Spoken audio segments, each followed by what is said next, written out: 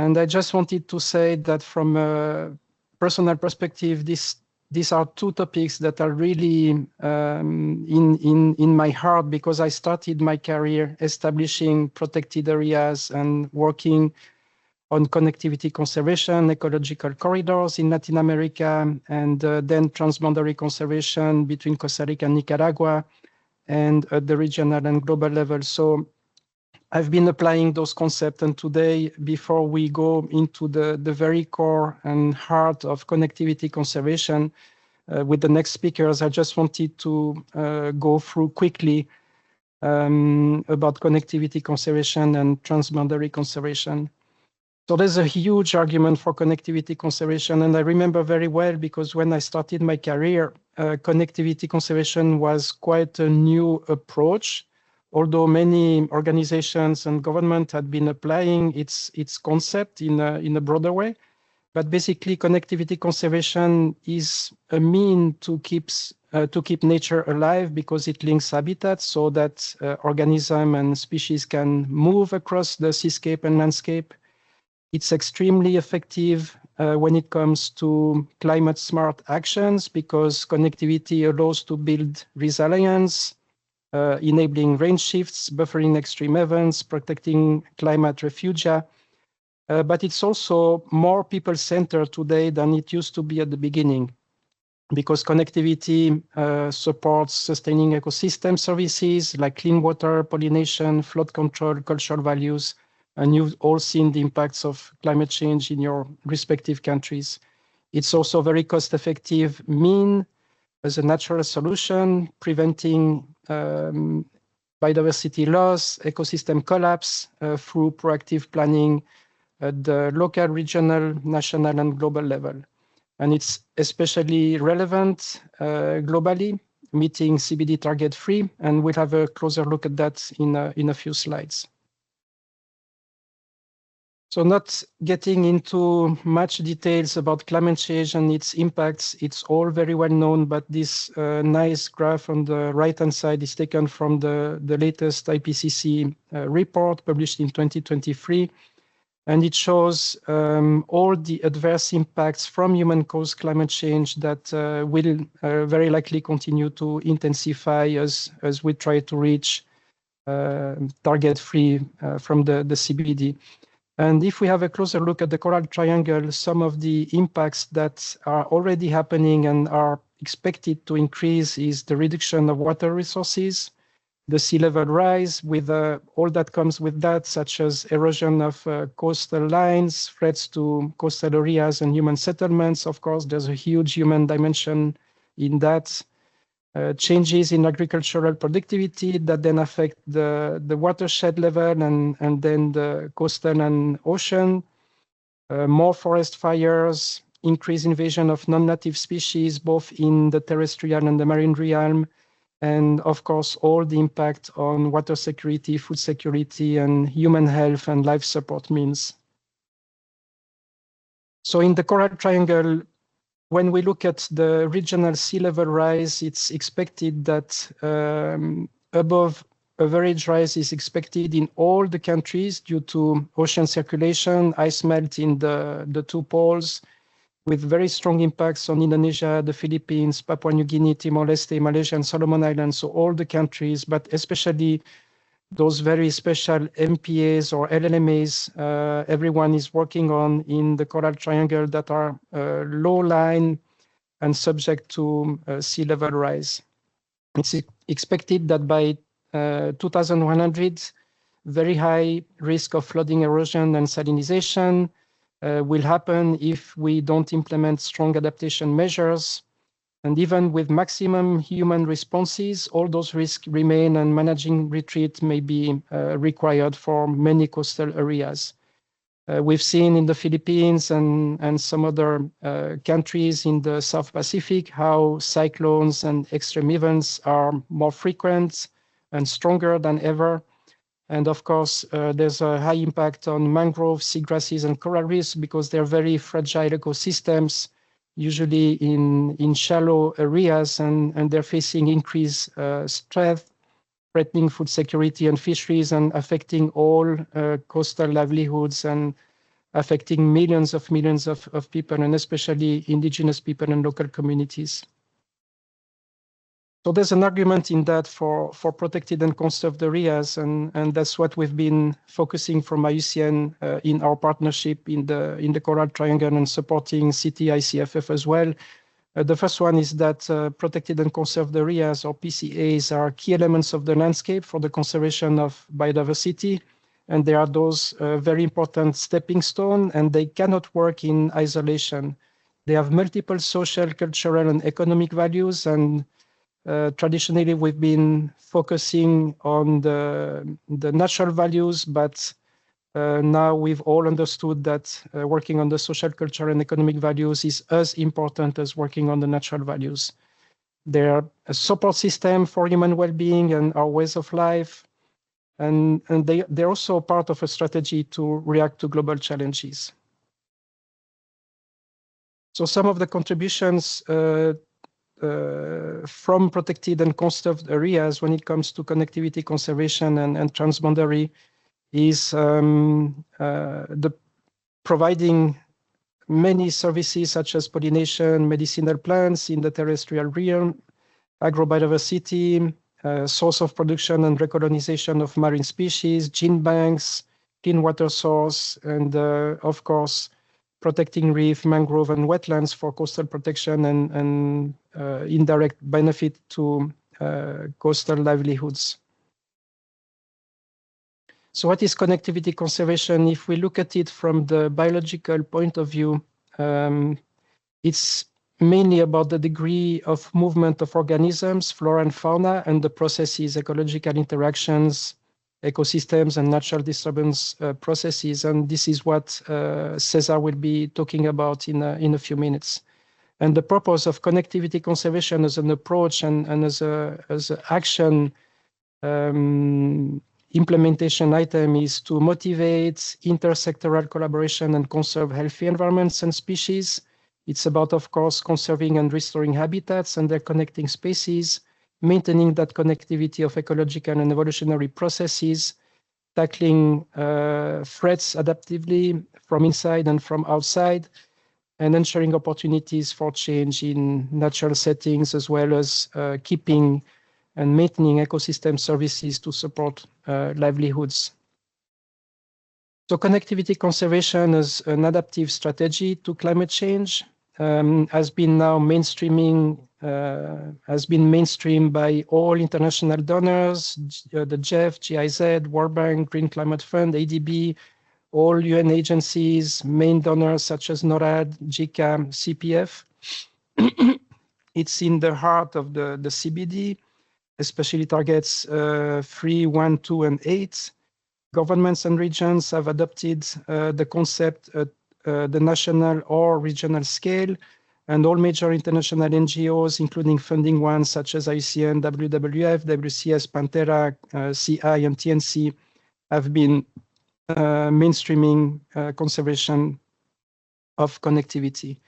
So connectivity conservation includes interconnected protected areas, such as we can see on the little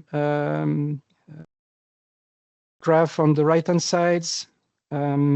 It's also about working together with government and civil society. So not just with the government or the civil society, but all together to contribute to the conservation of natural resources among protected areas, to maintain large expanses of landscape and seascape and minimize the impacts of climate change.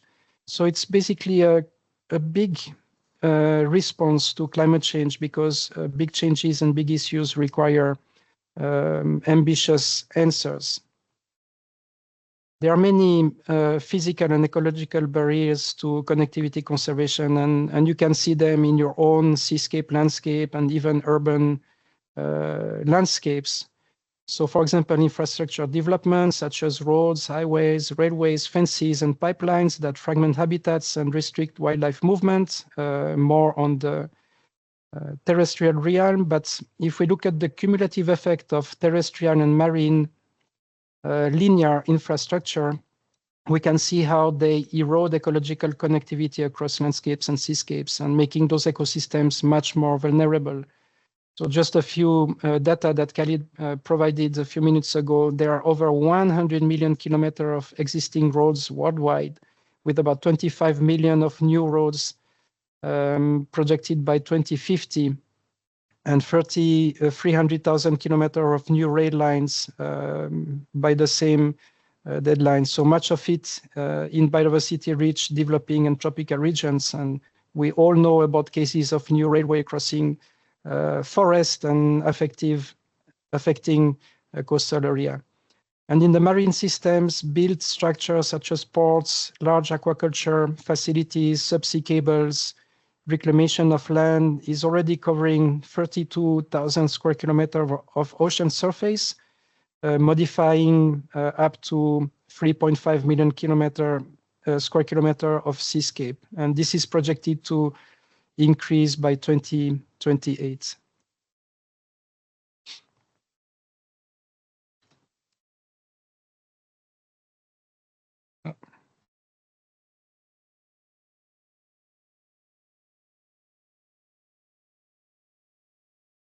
So if we look at CBD target 3 and the tracker for connectivity, we all know that we are very far from the target. Only 8.5% of marine and coastal areas within protected areas at the global level, so very far from the targets. And we know that protected and conserved areas need to be expanded. We've done a lot of effort at the global level since 2020, and protection has increased, but we require an additional 78.3 million square kilometers of sea coverage protection. And most of the key biodiversity areas that have been identified are still unprotected. Then transboundary conservation, because it really links the efforts of maintaining connectivity across seascapes and landscapes, not only at the national level, but when it comes to the international context. And we can take the Coral Triangle as an example, and the implementation activities that we can take when it comes to collaborating between the countries and see how we can make a better job of conserving our resources. So transboundary conservation is a process of cooperation to achieve conservation goals across one or more international boundaries. And you can refer to the transboundary conservation guidelines from IUCN published a few years ago. And there are three types of transboundary conservation. The first one is transboundary protected area. The second one is transboundary conservation landscape or seascape. And the third one is transboundary migration conservation area. And there is an additional special designation that was identified very early, which is the Park for Peace. Like Glacier Waterton between Canada and the USA more than 100 years ago. And there are many examples in Africa, in Europe, and in Asia. So the purpose of transboundary conservation is conserving biodiversity, allowing cultural heritage and exchange between populations at the local level, but also the national level, operating on the international level, maintaining peace and security, promoting sustainable development, regional economic integration, and poverty alleviation. So just having a look at the graph on the right-hand side on transboundary protected area. So basically you have here representation of 3 countries with different protected areas. Some are adjacent to their own boundaries. So country B and country C have 2 protected areas that share a common boundary and make up a larger protected area system. And then there's also some other protected areas, for example, in country A, that contribute to the larger seascape or landscape. For the conservation landscape seascape, it's a bit different. We also have a set of protected areas between 2 or more countries, but usually they're very large and they can have multiple resource use areas such as fisheries areas or LMMAs or other types of area conservation-based areas. And finally, Transboundary Migration Corridor Area. Cesar Peñarera will talk a lot about that with a great example from Migramar, but basically we have different countries. This applies to flyways in the terrestrial realm and marine migratory species in the ocean, where we have species that move from one country to the other, usually spanning many countries in a larger region. And they need those stepstones because they either rest or spawn or reproduce and breed and have their different life cycles at different stage in different countries.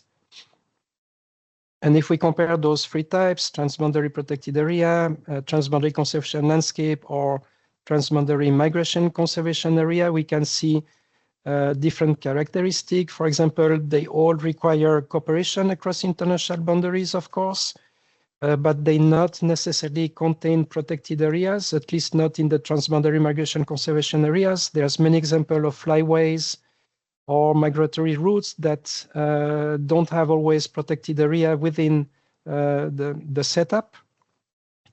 They don't always have shared ecosystems. Sometimes they do on a smaller scale, but when it comes to a large regional scale, they might not necessarily share ecosystems.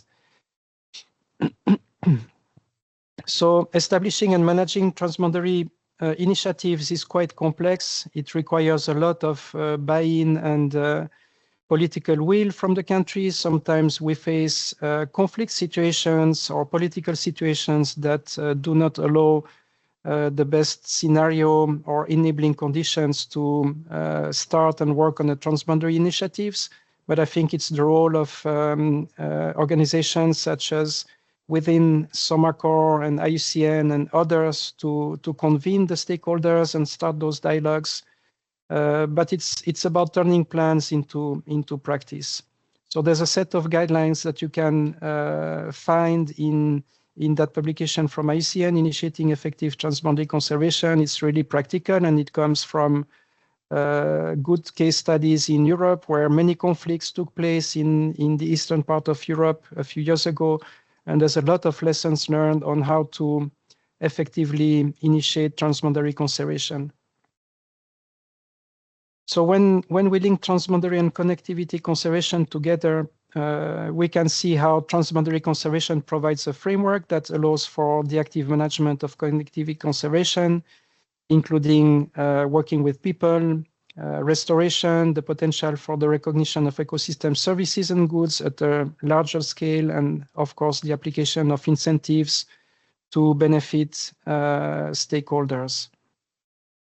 Promoting the establishment of transboundary protected areas, of some border national protected areas when appropriate or necessary, may push the agenda of conservation connectivity at the regional level forward. And many key features within connectivity conservation landscapes and seascapes may become transboundary protected areas with time when appropriate, but this is not always the primary objective. So some recommendations build on existing transboundary and connectivity initiatives. Some of them have been identified, at least from the scientific point of view, but not always from the political one. You can work on different levels with all stakeholders, subnational, national, bilateral, regional, and national, of course. You can foster grassroots efforts where available and meaningful, and this is probably key. The transboundary initiative that I started working on came from the bottom up and not from the governments. And I could talk a lot about that experience, but it doesn't have to come always from the central governments of the countries. Focus efforts on the provision of ecosystem services and goods as a selling argument. Push forward participatory processes. Use OECMs in transboundary landscapes and seascapes. And you can also rely on regional networks like the Asian Protected Area Partnership, Asian Heritage Parks, and many other platforms that are available. So in conclusion, and some takeaway messages, I think it's really important to think big And connectivity matters because connectivity across ecosystems is critical to conserve biodiversity and build resilience against climate change. When it comes to the CBD target-free definition, which is focusing a lot on the quality aspect and not only the quantity aspect. So it speaks about well-connected, protected and conserved areas and ecosystems. Nations must commit firmly to cross-border cooperation with a shared regional vision for connectivity conservation. Protected and conserved areas are at the center of connectivity conservation, but they also need to be expanded strategically, especially in cross-border context. They need to be managed efficiently, and they need to be ecologically representative and well-connected. And they need to be complemented by OECM. Some enabling conditions for success: conservation approaches must be scaled up and funded to match the magnitude of current global challenges. And this is probably one of the biggest barrier to implementing connectivity and transboundary conservation actions.